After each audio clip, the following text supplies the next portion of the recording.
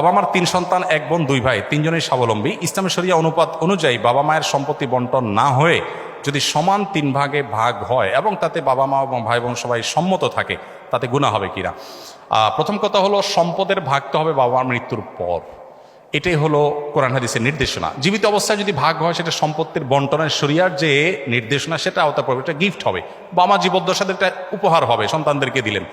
কিন্তু মৃত্যুর পরে হবে মূলত বন্টনটা ওয়ারিস হিসাবে। সেই বন্টনে যদি সব ভাই বোন একমত হন যে ঠিক আছে, কোরআন হাদিস অনুযায়ী কেউ কম কেউ বেশি পায়, বাট আমরা সমান সমান নেব এবং কোনো দায় দাবি রাখবো না, এটা যদি সন্তুষ্ট চিত্তে তারা করেন, সেটি জায়েজ আছে। কিন্তু আল্লাহ তাআলা যে বন্টন করেছেন সেটার প্রতি পরিপূর্ণ ঈমান থাকতে হবে, সেটা অযৌক্তিক নয়, সেটা অন্যায় নয়, সেটাই সবচাইতে ইনসাফ।